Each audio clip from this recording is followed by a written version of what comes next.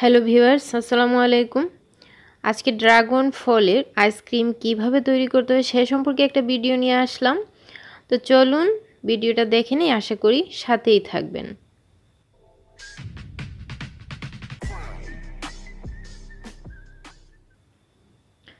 Dragon ফলটা অনেক বাচ্চারা পছন্দ করে না, আবার অনেক বাচ্চা আছে এই ফল ছাড়া অন্য কোনো ফল খেতেই চায় না। তো এইটাতে প্রচুর পরিমাণে ক্যালসিয়াম, আয়রন এবং অন্যান্য গুণাগুণ আছে, সে সম্পর্কে না হয় একটা ভিডিও আমি পরে দিব। আজকে চলুন এই ফল দিয়ে কিভাবে আইসক্রিম তৈরি করতে হয় সেটা আপনাদেরকে দেখিয়ে দিচ্ছি। এই ফলের খোসা ছাড়ানো খুবই সহজ।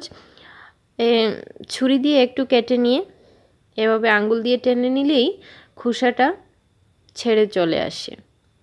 এই ফলটা খুব একটা সুস্বাদু না, কিন্তু অনেক পুষ্টি গুণে ভরপুর। আর এটা দিয়ে অনেকে জুস বানিয়ে খেতে পারেন, আবার মিল্কশেক বানাতে পারেন, অনেকে পুডিংও বানিয়েছেন। আমি দেখলাম যে ইউটিউবে অনেকে ভিডিও দিয়েছেন, তবে আইসক্রিমটা হয়তো কেউ এখনও বানাননি।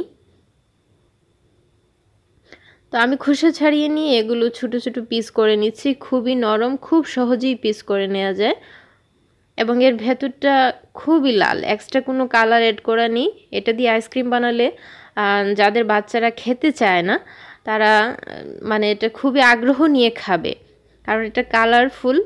এবং আইসক্রিম বানাতে গেলে স্বাভাবিক আমরা একটু মিষ্টি অ্যাড করি, একটু মিল্ক অ্যাড করি, সেজন্য এটা সুস্বাদু হয় আর এতে বাচ্চারা খেতে চায়। অনেক সময় দেখা যায় বাচ্চাদেরকে জুস বানিয়ে দিলে সেটা খেতে চায় না, কারণ আমরা আমাদের নিজেদেরও বাচ্চা আছে, সেই হিসেবে এটা দেখি যে সব বাচ্চাদের টেস্ট একই রকম না। জুসটা বা মিল্কশেকটা অনেক সময় খেতে চায় না। তো আমি এটা ব্লেন্ডার করার জন্য ব্লেন্ডারে দিয়ে দিচ্ছি। যেহেতু এটা আইসক্রিম বানাবো সেজন্য এখানে মিষ্টি অ্যাড করে নিচ্ছি। চিনি আপনার পরিমাণ মতো অ্যাড করে নেবেন। কেউ একটু বেশি মিষ্টি খেতে চাইলে একটু বেশি দিবেন। আমি এখানে 1 চামচ আরও আধা চামচ পরিমাণ থেকে একটু কম চিনি নিলাম, যেহেতু ফলের মধ্যে অলরেডি একটু মিষ্টি আছে। তারপর আমি এখানে মিল্ক নিচ্ছি, লিকুইড। অনেকে গুঁড়ো দুধ দেন, গুঁড়ো দুধ দিয়ে আবার একটু পানি এড করে নেন। তো আমি একসাথেই গুঁড়ো দুধটা গুলে নিলাম, পানিতে দিয়ে দিলাম। এখন আমি একটা আইস বার নিলাম আইসক্রিম বানানোর জন্য। আমি দেখেন জুসটা করে নিয়েছি এবং এটার কালারটা এত অসাধারণ আসছে যে একদম এটা কেমিক্যাল ছাড়া অরিজিনাল ফলের কালার। আইসক্রিমটা বানালেও এটা খুবই সুন্দর এবং আকর্ষণীয় হবে এবং বাচ্চারা এমনিতেই খেতে চাইবে এটা দেখলে। তো যাদের বাচ্চারা এই ফলটা খেতে চায় না, আপনারা এভাবে আইসক্রিম বানিয়ে যার বাসায় যে ধরনের আইসক্রিমের পট আছে আর সেটাতে নিয়ে এভাবে ট্রাই করে দেখতে পারেন। ইনশাল্লাহ আমার মনে হয় বাচ্চারা এটা খেয়ে খুবই আনন্দ পাবে।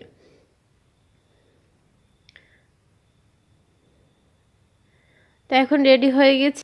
আইসক্রিমের স্টিকগুলো বসিয়ে দিলাম, দিয়ে এটাকে ফ্রিজে রাখতে হবে যতক্ষণ সময় লাগে। এটা জমে গিয়ে আইস হতে যতক্ষণ সময় লাগে ঠিক ততক্ষণ এটা ফ্রিজে রাখতে হবে।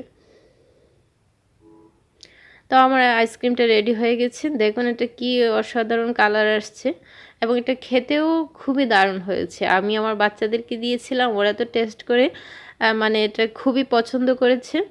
তো আশা করি আপনাদের বাচ্চারাও পছন্দ করবে। আপনারা অবশ্যই এটা বাসায় ট্রাই করবেন। শুধুমাত্র আইসক্রিমের জন্য না, এটার পুষ্টি গুণাগুণ যাতে আমাদের শরীরে প্রবেশ করতে পারে এবং এর থেকে যে প্রয়োজনীয় ক্যালসিয়াম, ভিটামিন, আয়রন এটা আছে সেটা যাতে আমরা গ্রহণ করতে পারি, এজন্যই এই রেসিপিটা আপনাদের সাথে শেয়ার করা।